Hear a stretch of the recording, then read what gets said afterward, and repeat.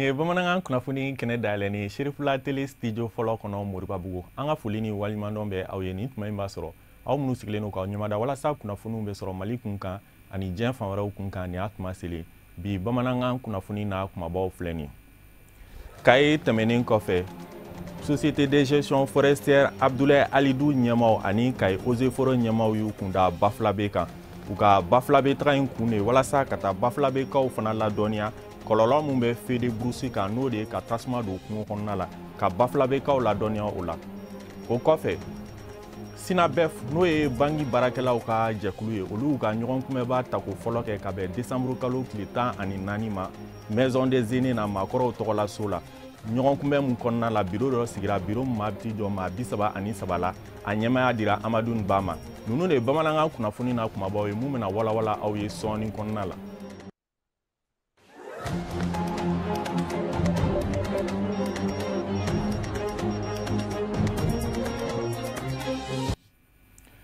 Aw dangana Kaye tɛmɛnen kɔfɛ Société de gestion forestière Abdoulaye Alidou Cissé ni Kaye Eaux et Forêts ɲɛmaw y'u kunda Bafulabe kan. U ka Bafulabe taga in kun de walasa ka taa Bafulabekaw ladɔnniya feu de brousse kan n'o de ye ka tasuma don kungo kɔnɔna la. Baara in yɛrɛ kɛra ka bɛn tɛnɛn don décembre kalo tile 9 ma Bafulabekaw fɛ yen.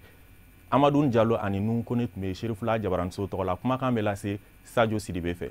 Tasuma kɔlɔlɔ a bɛ kɛ sababu ye san o san k'an ka kungo kɔnɔna hectare caman de tiɲɛ Kayi mara kɔnɔna na. Cakɛda min bɛ yen ni a bɛ wele système d'information forestier a ka jateminɛw kɔnɔna na a y'a jira k'a fɔ yɔrɔ minnu bɛ a kɔlɔlɔ kɔnɔ kosɛbɛ Kayi mara kɔnɔ o ye Bafulabe, Kita, Kɛɲɛba olu de ye yɔrɔ ye Kayi mara la minnu b'a kɔlɔlɔ sɔrɔ kosɛbɛ. Ɲɔgɔnnajɛrɛ kɛnɛ min sigira a kun ye min b'a to ka famali caman di maa minnu garijɛgɛ donna tile damadama baara in na tasuma kɔlɔlɔ k'a ɲɛsin kungo kɔnɔna jenini ma. Kɛnɛ in kɔnɔna na hakilinajagabaw caman fana kɛra min bɛ tali kɛ an ka kokɔrɔw ani fo kana se an ka biwalew ma min b'a to fɛɛrɛ bɛ se ka sɔrɔ cogo min na ka kungo kɔnɔna jenini k'o kɛlɛ ka bɔ Kayi mara kɔnɔna na. A ka kan ni kunnafoni bɛ di nin n'a ɲɔgɔnw kan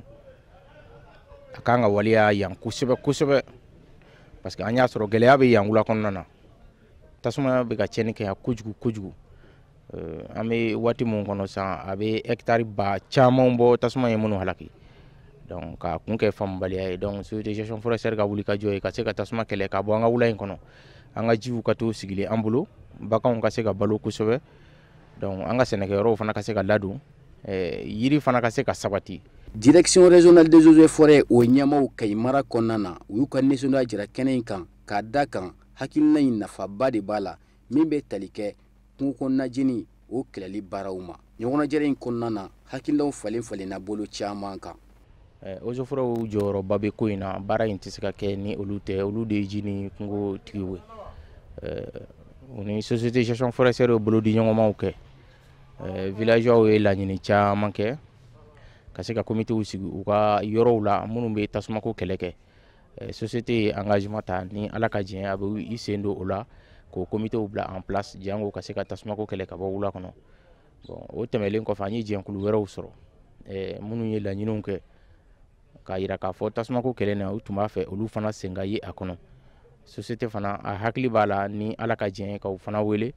jango an ka se k'an bolo fara ɲɔgɔn kan ka se ka fɛn minnu laɲinina k'u waliya. Ka na Bafulabe ka mɔgɔw kunnafoni feu de brousse kɔlɔlɔ ye mun ye a bɛ kunbɛn cogo jumɛn na jɔn ni jɔn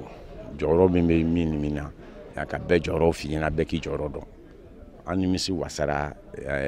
atelier in na ka sababu kɛ participants minnu nana vraiment bɛɛ y'a dɔn i jɔyɔrɔ ye min ye u ye ɲininkaliw caman kɛ u yɛrɛ ye taabolo caman f'an ɲɛna pour que an bɛ se ka tasumako ni kɛlɛ ka bɔ jamana in kɔnɔ cogo min na donc ani Société de gestion forestière Abdoulaye Alidou Cissé de y'a bolo di ɲɔgɔn ma pour que an ka se ka nin baara ninnu waleya vraiment baara ninnu a kɛra nimisi wasa ye kosɛbɛ parce que bɛɛ y'a jɔyɔrɔ dɔn vraiment bɛɛ y'a jɔyɔrɔ dɔn donc an ye feuille de route dɔw préparé c'est à dire taabolo minnu kan ka kɛ pour que bɛɛ ka se k'i jɔyɔrɔ fa walasa tasumako in ka dɔgɔya. Kɛnɛ in bonya dilen tun bɛ maa min ma ni o ye Bafulabe préfet ka kankɔrɔsigi filanan ye a ka kumaw bakuruba la a ko fɛɛrɛ dabali bɛɛ de kan ka tigɛ min b'a to Bafulabe mara kɔnɔna na tasuma jeni o bɛ ka min kɛ dan bɛ se ka sigi o la cogo min na ni ka tila ka welewelema da kɛ k'a ɲɛsin sigida maaw ma ka se ka nin hakilimaya in ka ba don a la cogo min na Bafulabe mara kɔnɔna na haka diya Mali fantan a 4 bɛɛ la. Kungo jeni kɛlɛli an b'o sigi de kan tan. Donc an y'a ye k'a fɔ ko gouvernement ye disposition ta ni mɔgɔw bɛ kungo nafaw bɔ disposition dɔw de kan ka ta an b'a fɔ o de ma ko plan d'aménagement. Donc ko mɔgɔw ka taa kungo kɔnɔ ten ka taa dansɔgɔwalew kɛ o ka dabila Mali in kɔnɔ. Société gestion forestière Abdoulaye Halidou Cissé donc a ye sɛbɛn dɔ dilan ani direction régionale des eaux et forêts u ye sɛbɛn dɔ dilan min b'a to au moins hali n'olu bɛ kungo nafa bɔ au moins disposition minnu fɔlen don loi in kɔnɔ u ka kan se k'a respecter. Donc o kun kɔnɔna na u nana direction régionale des eaux et forêts dɛmɛ min ye tasuma jeni kɛlɛli ye. Au moins o sensibilisation kan ka kɛ au niveau des acteurs, les décideurs locaux walasa dɔ bɛ se ka bɔ a la cogo min na. Donc an b'o kɛnɛ in de kan. U ye baara min boloda nin ye baara nafaba de ye. Baara in nafaba b'a la. Atelier in sen fɛ hakilinaw falen-falenna bolo caman kan ni o bɛ tali kɛ i n'a fɔ kungo kɔnɔna lakanabaw ni olu ye forestiers ye u ka baaraw kɔnɔna na ko ni maa de minɛna nin kɛwale ninnu na u ka se ka ɲɛngili ta k'i sɛgɛrɛ min b'a to kɛwale in bɛ se ka dabila cogo min na. Bakurubaw sigira min fana kan o de ye ka kalanbolo sigi min b'a to ka se ka maaw kunnafoniya kɛwale jugu minnu b'a to kungo kɔnɔnaw jenini olu bɛ se ka dabila cogo min na k'a ɲɛsin an ka togodala duguw fo ka taa se sigida tɔw ma.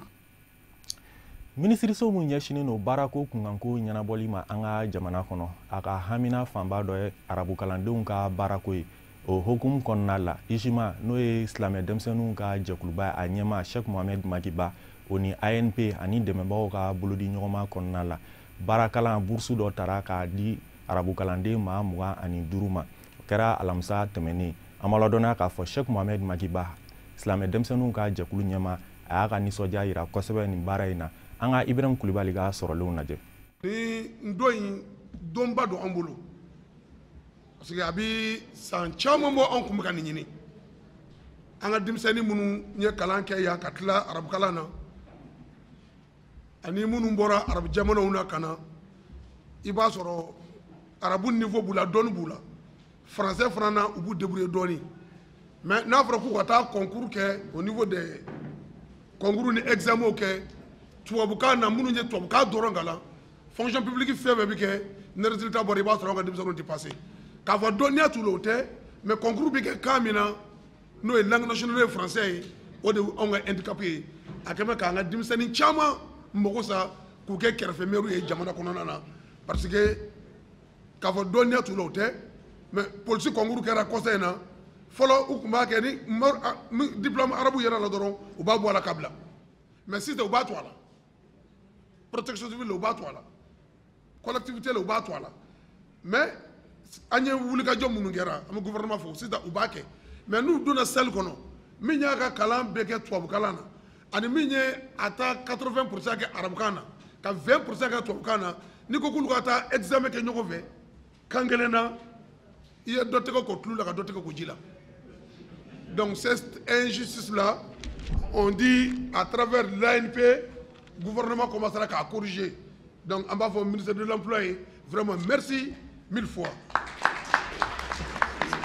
Ni formation, une formation chama que mais ni n'a pas qu'on va boire la baie. Avec centre culturel français, on y a recours à Nini. Mais à pour qu'à boire moyen ti ambolo. Ni ko dimse mo ko kelengele ka tay etc. ou ka tesi dama wari etc. sara. Kuma te ka formation war sara. Mais avec le directeur de l'ANP, ayant un ministre de Kwanga OK. En tant que ANP bat en charge. Donc vraiment, initiative ñuma mi mbora ANP directeur là, no embelme ke no gi ami afo. Institut culturel français fana beba do to wudu ko comme c'est. Mais ouma ou est amboya. Le directeur est là. Merci. Merci pour l'ambassadeur aussi. Kleduru barakalan dɔ nu donna k'a ɲɛsin Sherifula tele baarakɛlaw dɔw ma k'a sababu kɛ minankura minnu nana Sherifula tele kɔnɔ walasa u ka se ka dɔn ka se ka baara kɛ a la ka ɲa. Sherifula tele ɲɛmaw ye Kleduru baara in kun don k'a ɲɛsin baarakɛlaw ma. An ka Samayira Sanogo ka sɔrɔlenw lajɛ. ni dɔn ta kawuriya baara min filɛ ka ta ka ɲɛsin Sherifula TV technicien supérieur mɔ tile 5 baara don baw a baaraw nun donna décembre kalo tile 13 wa o bɛ to senna fa a tile 17 san 2019 ni baara in ye hakilina ɲuman ye min taara kuluyɔrɔ min ka baara ɲɛsin mɛ ni cɛkada in labaarali mɔ a kun tɛ dɔwɛrɛ ye fana kɛra ka dɔ fara u ka dɔntaw kan subana mansiw labaarali la a ka ja jaɲumanw bɛ se ka bɔ ni k'a cari k'a yira bɛɛ lajɛlen nɔ nimisi wasa kɔnɔna na cogo min na u bɛ tugu kɛwalew la minnu bɛ tali kɛ ni baarakɛminɛ kuradenw sɔrɔli ye cɛkada in fɛ minnu sigira ka bɛn ni ntɛnɛndon tɛmɛnen ye tubabukɛ dɔ fɛ min bɔra nazarala a baaraw kama dɔnta kawuriya in sinsin bɛ fɛn min kan o de ye kumakanw ni jaw bɛ ka fɔ ɲɔgɔn na cogo di n'an kɔ ma réalisation fa ka taa se o cariliko ɲuman ma min bɛ wele ko diffusion n'an kuraw don dernière génération carrément numérique donc an ye studio minanw fɛnɛ sɔrɔ ka caméra robot sɔrɔ caméra minnu n'u bɛ baara kɛ ka sɔrɔ mɔgɔ bolo ma maga a la u bɛ baara kɛ à distance donc ala barika yɛrɛ la an y'olu minanw sɔrɔ an ka teleso la bi an y'a essayer ka o baara ninnu dɔw de kɛ ni karamɔgɔ ye karamɔgɔ min fɛnɛ nana fara anw kan ka hakilinaw partager oui an bɛ ala tanu parce que depuis formation in don kuma kana se an bɛ a phase min na donc alhamdulillah je pense que faamuyaw bɛ ka sɔrɔ a la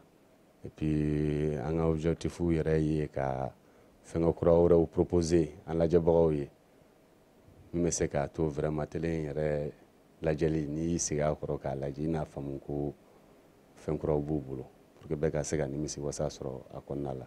maa minnu gɛrɛsɛgɛ donna ni dɔnta kawuriya baara in na o ye foli ani waleɲumandɔn ta ka ɲɛsin kulu min ɲɛsin bɛ Sherifula TV jabarani labaarali ɲɛmaw ma baw o y'a yira k'a fɔ cɛkada ka yiriwali bɛ tali kɛ baarakɛlaw ka seko ni dɔnko la nin na kɛ sababu ye olu ka dɔ fara u ka dɔntaw kan walasa nimisi wasa bɛ se sɔrɔ cogo min na ka sanga ni u ka baaraw ye ka sanga ni an bɛ tile min na i n'a fɔ bi olu yɛlɛmabolow ye minɛnw sɔrɔli kɔfɛ minɛnw installeli kɔfɛ mun bɛ yen o de ye ka dɔntaw kawuriya ka taga minɛn sɔrɔlenw ma bi an bɛ o de kɛnɛ kan an ye matériel kura minnu sɔrɔ a bɛ tali kɛ jaw lagilali de kan ka jaw fɔlɔ la bɛɛ b'a fɔ ko Sherifula image ka ɲi an bɛ fɛ ka image wɛrɛ de yir'u la u sigilen tɛ ni min ye ni o y'a ɲɛ yɛrɛ a ɲɛ dan kɔrɔfɔ minnu bɛ an bolo bi o ye folikan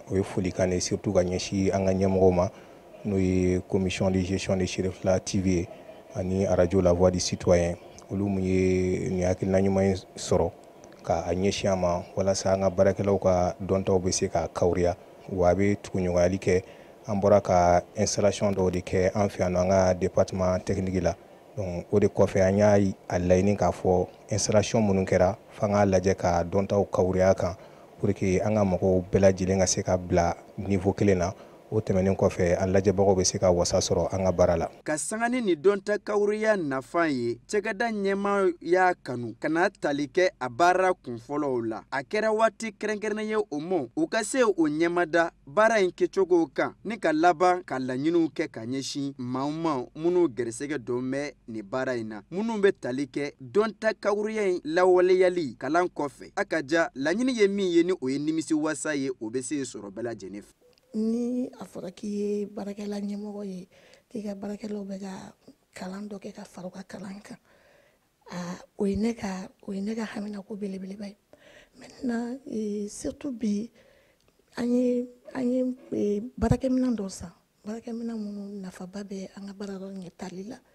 donc o baarakɛminɛn ninnu o baara nɔgɔyali bolo kan an ye formation in organiser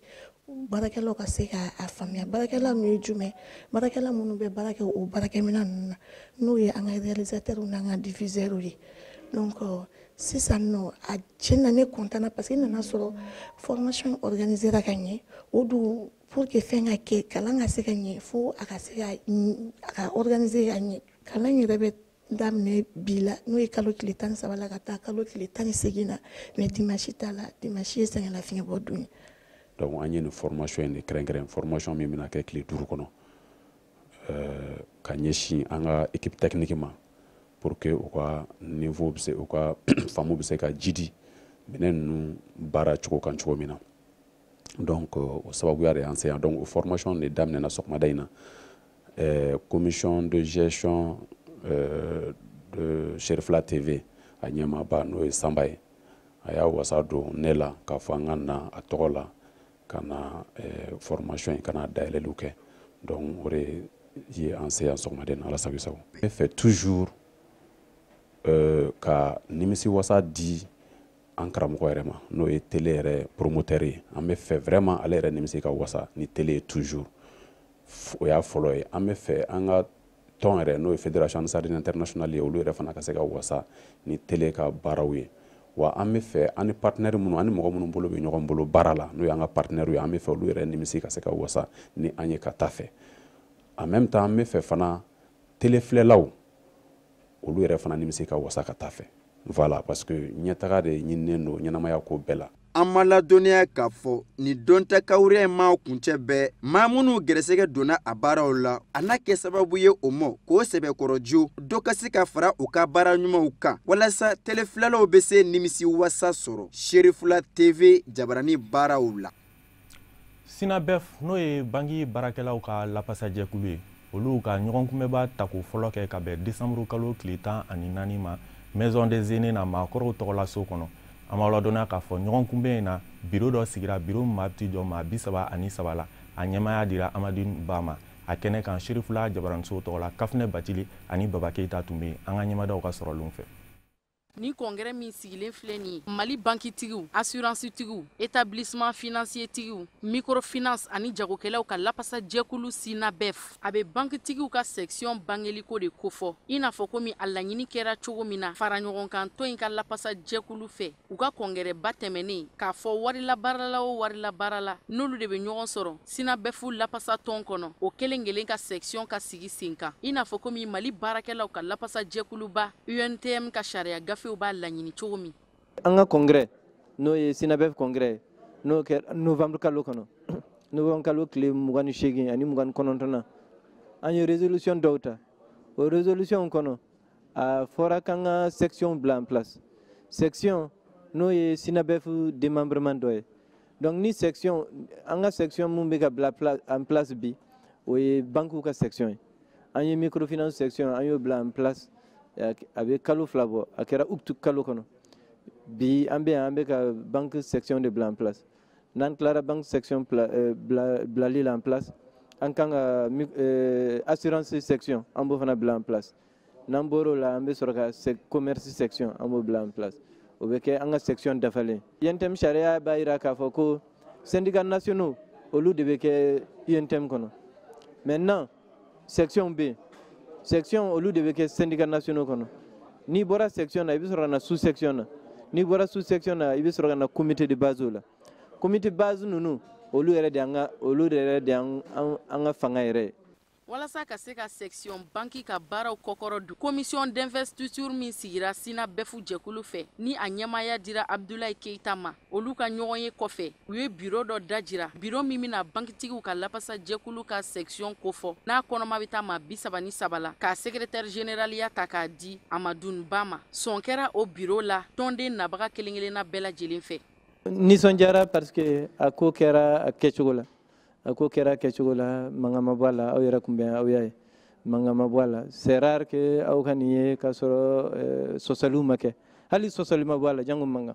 donc o ye nisɔndiya ye o b'a jira k'a fɔ ko an bɛnnen don bɛn ɲɔgɔn tɛ an bɛnnen don parce que kɛwalew de kɛra o de nana ni bɛn ye an bɛ an ka ɲɛmaaw fo maakɔrɔw minnu ye Sinabef bila jɔ a sen kan an b'u fo donc an bɛ an ka secrétaire général Agibu Buwari an b'a fɔ ka wale ɲuman dɔn a ka baara nɔ o de kama halisa an bɛ ka sinso de kan kan an bɛ UNTM mɔgɔw fana fo. Sigi in baaraw senfɛ Mali bankitigiw assurance tigiw établissement financier microfinance ani jagokɛlaw u ka lapasa jɛkuluba Sinabefu tɔndenw u ye kanbɛ da ɲɔgɔn ye ka bɛn alamisa nata ma dagayɔrɔ kɛrɛnkɛrɛnnen Kolomo karili la. Ani Kafunɛ Batili bɛ to ɲɔgɔn bolo walasa ka diɲɛ fan wɛrɛ kibaruyaw dɔn.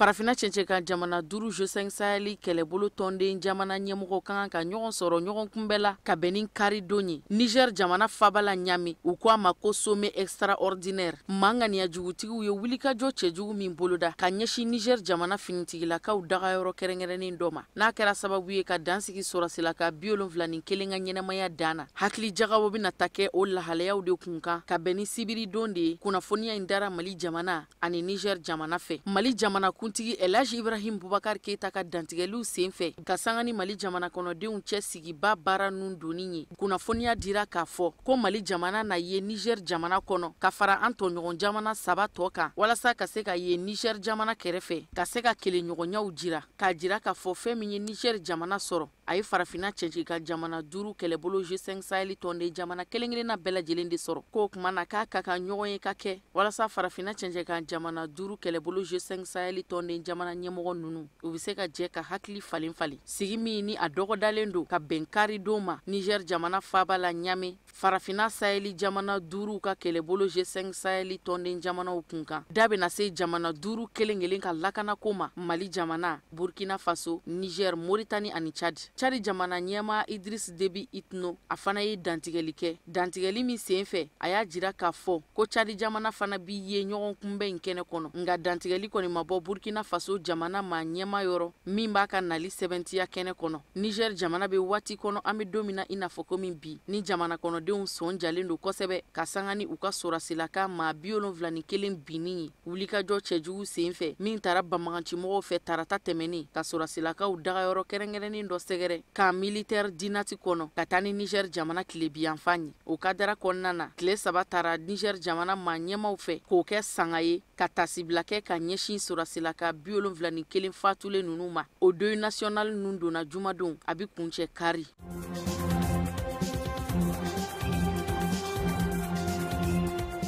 Algérie jamana kɔnɔ muɲugumanyaga ani nisɔngoya jira minnu ni olu bi cari dugu bɔlɔnfurancɛw ni ɲɔgɔn cɛ sanga ani waati nisɔngoya jirabaw fɛ walima dansigi cogo bɛ o nisɔngoya jira ninnu na wa ɲiningali tɔ min bɛ nin ye ɲiningali min ni jɛkulu caman ani kunnafoni dilaw ye ɲiningali minnu tɛngu bari sabu ka da kan Oran dugu kɔnɔ tɛgɛ kɛra maa 100 sigiyɔrɔma caman de la nisɔngoya taamaw senfɛ Algérie jamana duguba caman kɔnɔ ni k'u lasago sariya ka bolo kan o nisɔngoya taamakɛla ninnu caman minnu minɛna caman tilala ka laban ka bila maa minɛnen ninnu na kun minɛni yɛrɛ kun ye fɛn min ye nisɔngoya taamakɛla ninnu yɛrɛ ka fɔ la k'o ye ka se ka nisɔngoya taamakɛlaw bagabaga ka bɛn ni alamusa ye o dugu jɛra juma min fana na lakana tigilamɔgɔw ye tɛgɛ kɛ maa caman wɛrɛw la Algérie jamana duguba 2nan kɔnɔ Oran maa caman fana minɛna bari sabu ka da kan siga kun kelen do u la k'a fɔ u kun dontɔ de do dugu bɔlɔnfurancɛw ni ɲɔgɔn cɛ walasa ka se k'u ka nisɔngoyaw jira ka sanga ni jamana ɲɛmaasigi kalataw ye ko kura k'a laɲini yɛlɛma ka se ka don jamana yɛrɛ marako la politigiko binakun kan jamana ɲɛmaasigi kalata baaraw senfɛ hali n'o y'a sɔrɔ sebaya sɔrɔla Abdelmajid Tebboune fɛ o ma kɛ sababu ɲuman ye ni ka dansigi kɛ muɲugumanɲagaw la cɛ fara muso ka denmisɛn ani mabakɔrɔw tɛgɛ kɛra caman na nisɔngoya jira senfɛ ni k'u lasago kiri ka bolo kan.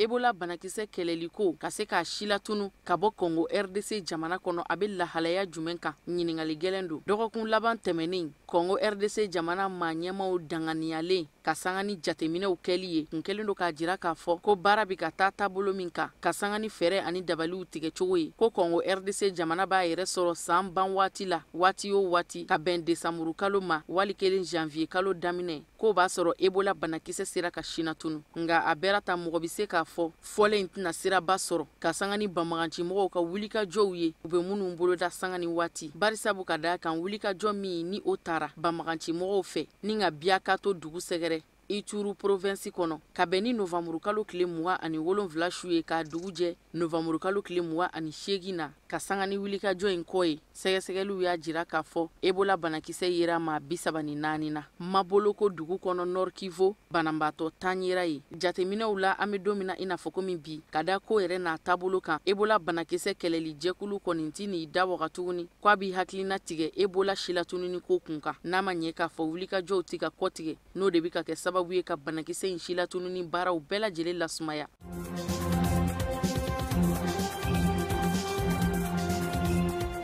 Congo Brazzaville gouvernement ma ɲɛmaw ye dantigɛli kɛ ka sanga ni sanji lahawta in suruli ye jamana fan caman kɔnɔ n'a kɛra sababu ye jizon donna jamana kɔnɔdenw kan ni ka na ni tiɲɛni camanw ye a yirala k'a fɔ plateau centre la ka taa ni Brazzaville kɔrɔyan fanfɛla ye cuvette ani Lukuyala dugu kɔnɔ a ka ca maa 150 ye sanji lahawta in kasara ye maa minnu sɔrɔ hali jamana faaba la Brazzaville jizon nalen ninnu ka tiɲɛni fanga bonyana in kosɛbɛ. Jumadon ka dugujɛ sibiri la sanji lahawta wɛrɛ shurula ka jigin Congo Brazzaville jamana kɔnɔdenw kan quartier la base kin kɔnɔ pankurun jigiyɔrɔ dagayɔrɔ masurunya la o fana kɛra sababu ye ni ka dankari kɛ buna adamadenw na kosɛbɛ bawo kasara ma kɛ cinini ye o de kama kasara ye duguden minnu sɔrɔ u ye weleweleda kɛ ka ɲɛsi jamana ma ɲɛmaw ma k'a jira k'a fɔ u sigilen do ka dɛmɛ ma kɔnɔ ka sanga ni sanji lahawta in suruli ye Congo Brazzaville faaba la a kɛra sababu ye ka dugu camancɛ kinw kɛ dɔnbaa lafili ye ka sira bɛɛ lajɛlen minɛ k'a fa ji la tetew taa tɛ wa segin ko kuma tɛ fɔ.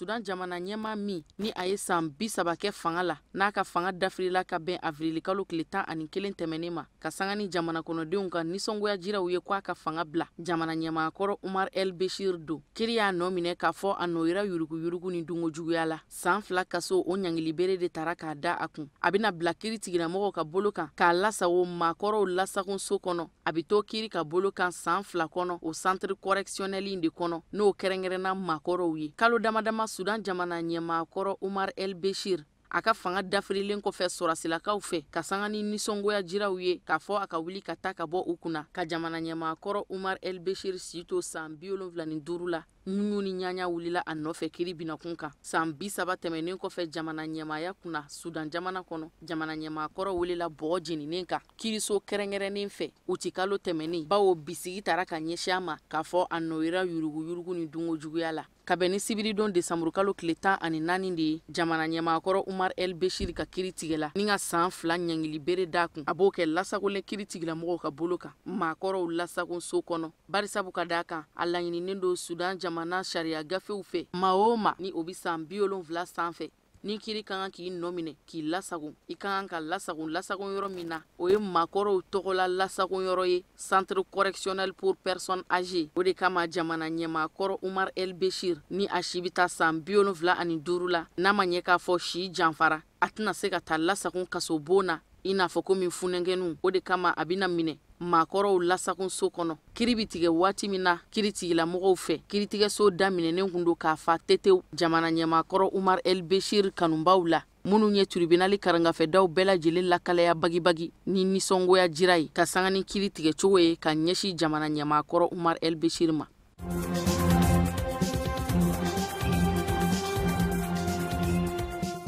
Liban jamana kɔnɔ ka bɛn ni sibiridon desanburu kalo tile 14 ye dugu bɔlɔn furancɛw minɛna k'a fa buna adamadenw na tɛntɛn walasa ka se ka nisɔngoya jira kɛ nisɔngoya jira min senfɛ ni u b'u ka nisɔngoyaw jira ka sanga ni jamana taabolo ye kɛrɛnkɛrɛnneyala politiki ko binakun kan nisɔngoya jira in senfɛ kumana min na nisɔngoya taamakɛla ninnu bi nisɔngoya dabɔ u ni lakana tigilamɔgɔw karila ɲɔgɔn na kabiri ni octobre kalo tɛmɛnen tile 17 n'o kɛra nisɔngoyakɛla ninnu ka nisɔngoyaw nun ta waati ye walasa ka se k'u ka nisɔngoyaw jira ka sanga ni jamana marako ye jamana ma ɲɛmaw fɛ fo ka n'a bila bila nisɔngoya in bi ka taa o taabolo kelen in de la ka bɛn ni sibiridon desanburu kalo tile 14 ye nisɔngoya taama min bolodalen filɛ nin Liban jamana kɔnɔdenw fɛ ni lakana tigilamɔgɔw nana don jama tu la walasa ka se ka basigi nati jateminɛ minnu bɔra ka bin défense civile ani croix rouge fɛ k'a bɛ taa se fo maa 100 ni kɔ la minnu joginna n'u cɛra ka taa n'u ye lopitanisow la walasa ka se ka furakɛliw kɛ lakana tigilamɔgɔw ka fan fɛ a bɛ taa se mɔgɔ 20 ma minnu fana joginna kosɛbɛ sibiridon desanburu kalo tile 14 nisɔngoya taama dugu jɛra kari don min na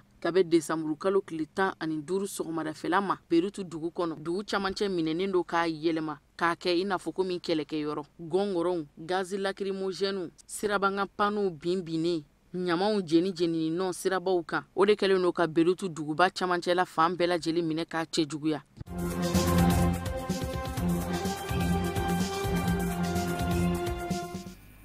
O de bɛ dansigi bamanankan kunnafoniw na mun sera ka fara ɲɔgɔn kan ka bɛn ni tuma ma kunnafoni di so ɲɛmaayaso fɛ diɲɛ don o don o ye garisɛgɛ adamaden bolo ka se ka ɲumanw kɛ aw k'an bɛn ni Ala sɔnna ma.